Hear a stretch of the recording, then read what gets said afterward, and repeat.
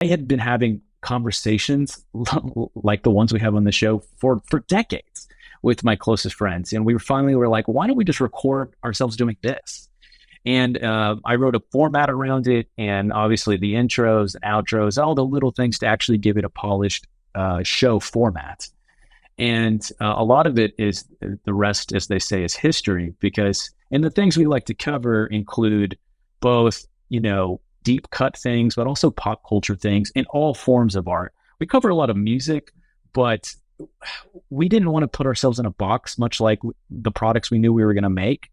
And because we wanted to talk to the entire community. We wanted to talk about film and literature and music and all these different things. And that gave us these amazing opportunities and connections with so many other people like yourself to have conversations about things we never even thought in a million years we could have, especially with people across the world, like in Bali, like in your case.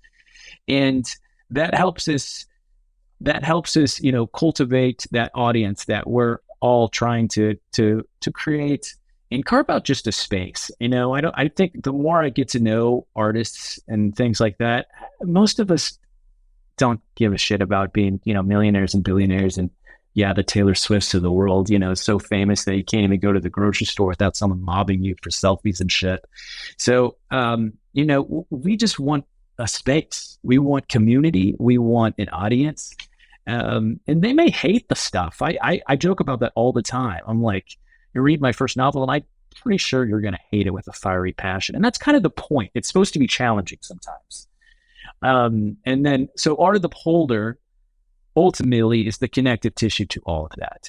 I always wanted a live stream because we knew that, yes, we were going to make all these different kinds of things. Even, much to your world, we dabbled in a little photography as well. Not as good as your stuff, but we like to jump in and try different things. And because we just want to make things, that feeling of just like making things and trying to make the world a better place. And I knew that something like Art of the Beholder, just a podcast show, to always be in the conversation would be that connective tissue to all of it.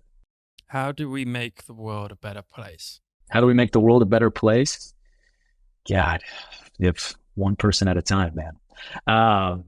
There's no easy answer to that. A better place is subjective. Your better place is different from mine. My better place is different from yours.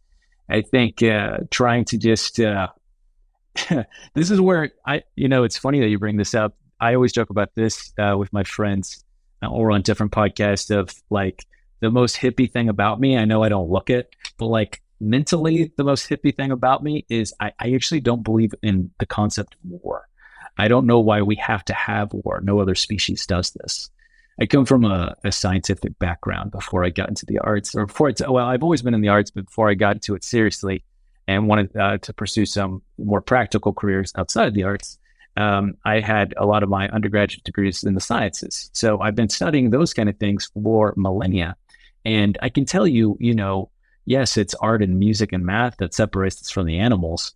But man, the animals are sometimes so much better and so much more right than us, probably like your dogs. You probably see that in the animals that are surround you, things like that. So, because I actually am writing a piece right now called Twist Ending Life. And I have a whole scene that talks about the fact that dogs have figured it out. Dogs know life better than us. Absolutely. The smallest things make them happy. All they need is very little, and they're so excited to see you every day.